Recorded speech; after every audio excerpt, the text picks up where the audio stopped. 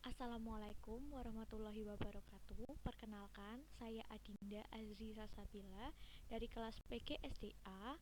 Di sini saya akan menjelaskan tentang modul ajar kurikulum merdeka yang telah saya buat dan saya modifikasi untuk ujian tengah semester mata kuliah pemahaman peserta didik dan pembelajarannya. Di sini modul ajar yang telah saya buat yaitu untuk mata pelajaran matematika, bab pengukuran, fase A kelas 2C di SD Negeri Sondaan nomor 11. Pada modul ajar yang telah saya buat yaitu peserta didik pada fase A. Pada akhir fase A, anak dapat mengenali atribut-atribut benda yang terukur seperti panjang, berat, luas, dan volume. Peserta didik dapat membandingkan dan mengurutkan panjang, berat, luas, dan volume menggunakan satuan tidak baku. Kemudian peserta didik dapat membuat satuan baku untuk mengukur, membandingkan, dan mengurutkan panjang, berat, dan durasi waktu.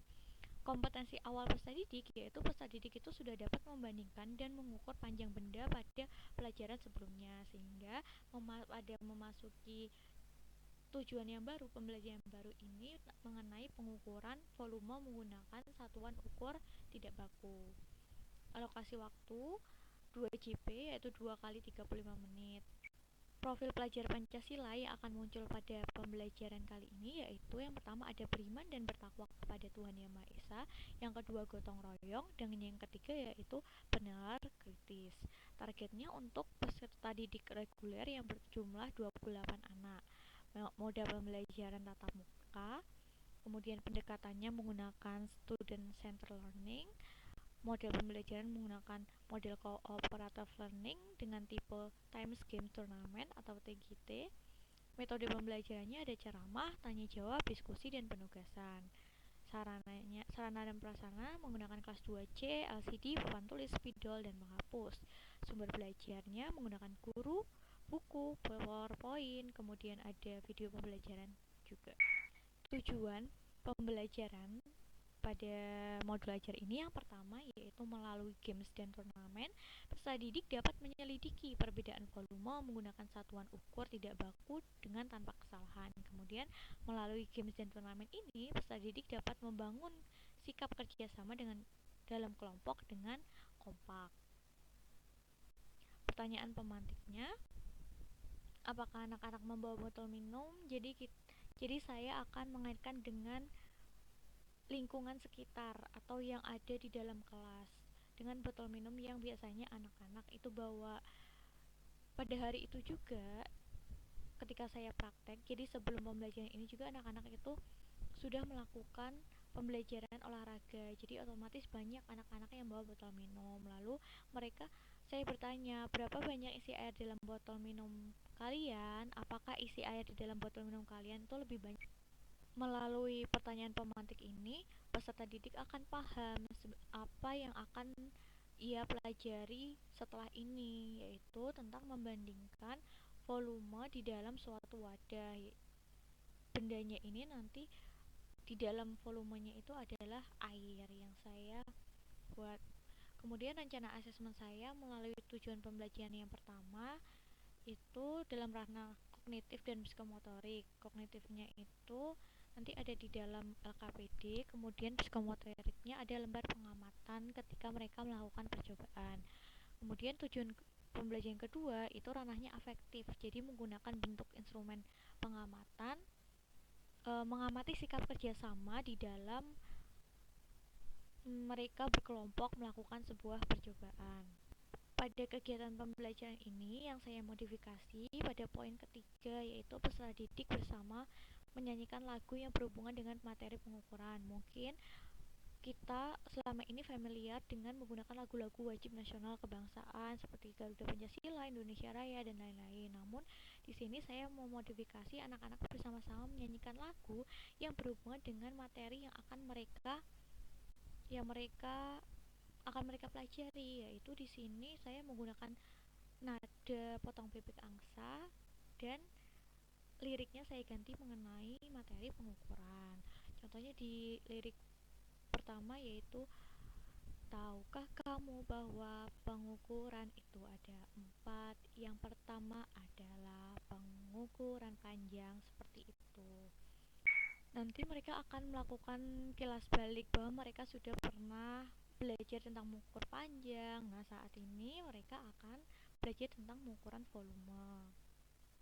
Kemudian pada kegiatan intinya nanti pertama saya akan melakukan sebuah tanya jawab terlebih dahulu. Kemudian saya menayangkan sebuah video yang membangkitkan rasa penasaran peserta didik dan membangkitkan pertanyaan atau berpikir kritis di dalam pikiran peserta didik. Kemudian setelah itu saya akan mempraktekkan langsung di depan kelas bagaimana cara mengukur volume di dalam wadah menggunakan satuan ukur tidak baku. Saya menggunakan gelas kecil, gelas besar, teko, botol air mineral 1 liter, kemudian gelas ukur dan sendok. Kemudian saya akan membagi mereka menjadi 5 kelompok yang terdiri dari anak-anak secara heterogen. Jadi dari segi kemampuan kognitif mereka. Jadi setiap kelompok itu juga mereka memiliki ketua kelompok sendiri yang bisa mengatur atau mengkondisikan anggota kelompok yang lain.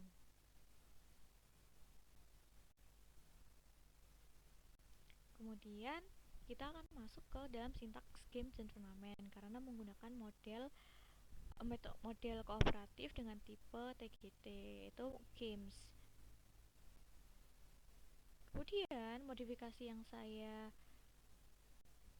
lakukan juga pada poin 16 di saat anak-anak itu melakukan kegiatan evaluasi.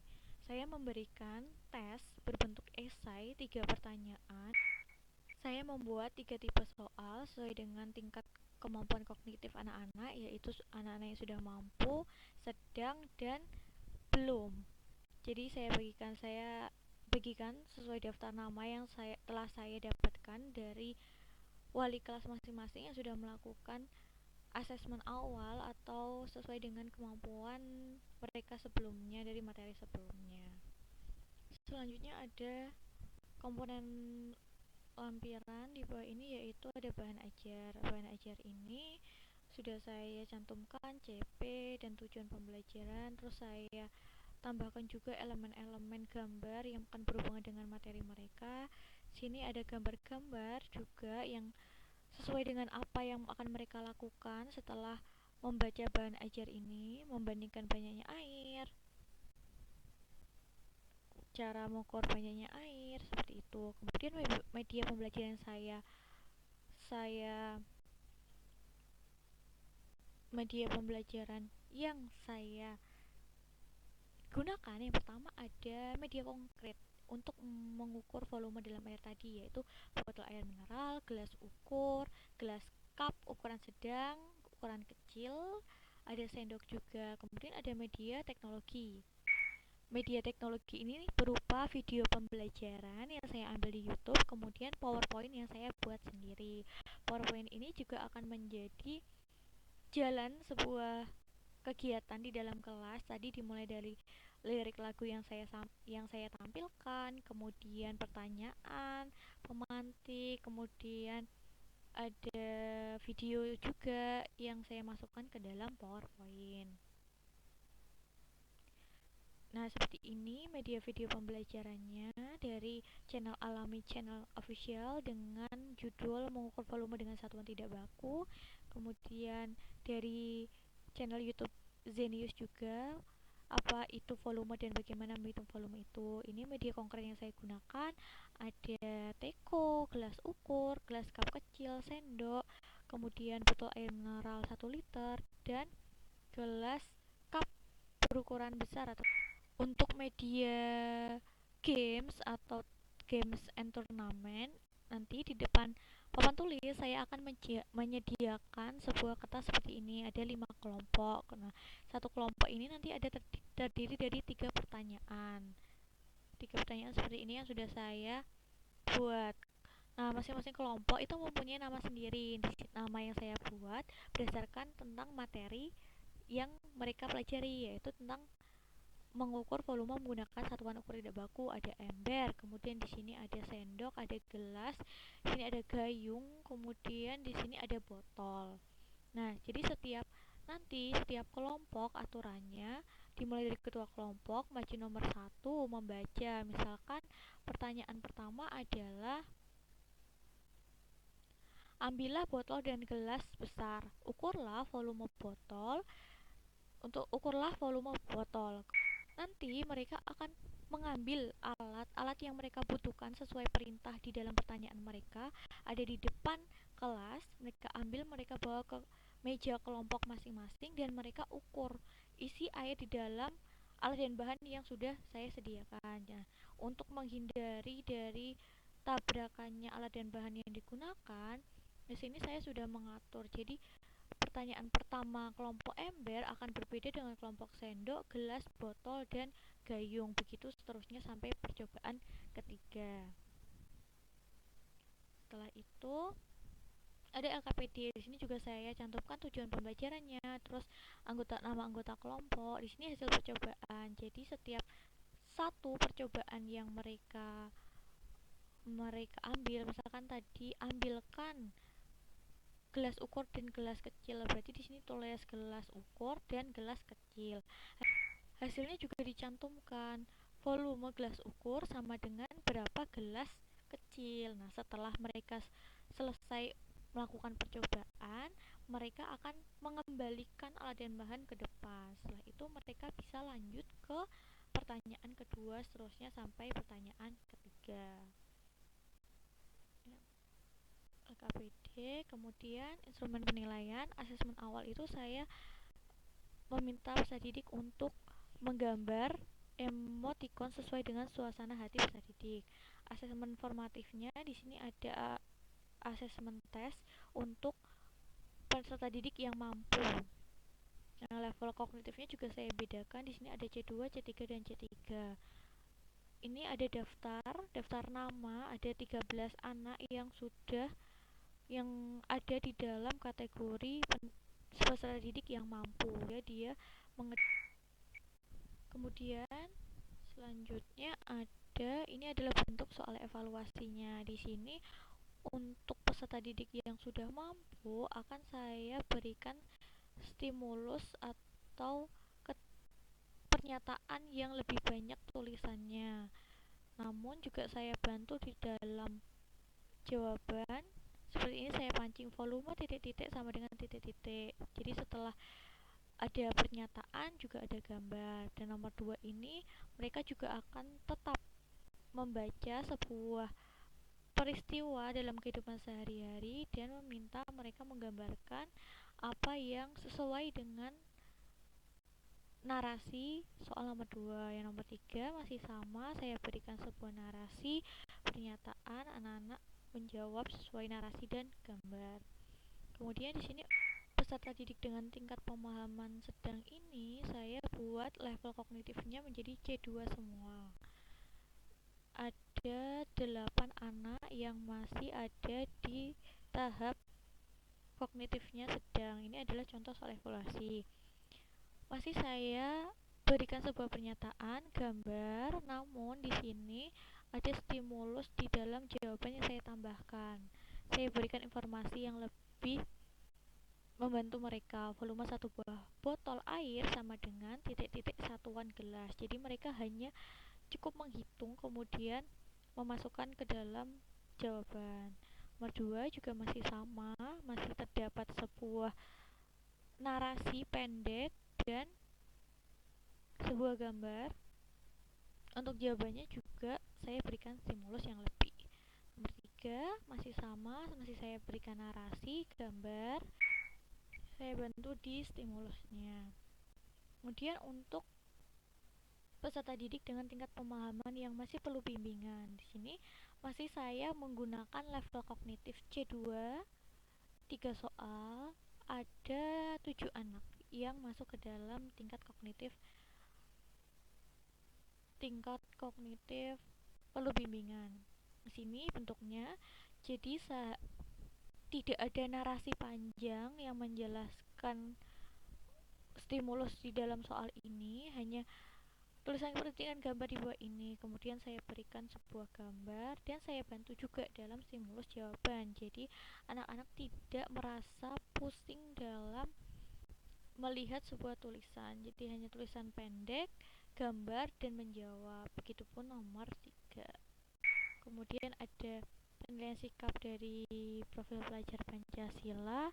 Ada beriman dan bertakwa kepada Tuhan Yang Maha Esa, sub elemennya berempati kepada orang lain. Kemudian ada profil pelajar Pancasila gotong royong, sub elemen kerjasama. Ada profil pelajar Pancasila benar kritis, sub elemen mengajukan pertanyaan, dan di sini ada lembar penilaiannya. Kemudian yaitu ada penilaian psikomotorik uji kinerja. Aspeknya alat dan bahan, langkah percobaan, mencatat hasil percobaan. Kriteria penilaian sangat baik, baik, cukup, dan perlu bimbingan. Penilaian afektif ada kerjasama. Indikator kerjasama yang pertama memberikan pendapat dalam kerja kelompok di kelas, mengendalikan diri dalam kerjasama, mau berbagi dengan teman, bersabar menunggu giliran, bertanggung jawab atas tugas masing-masing, dan menghadapi masalah secara bersama-sama. Setelah itu ada jurnal refleksi guru.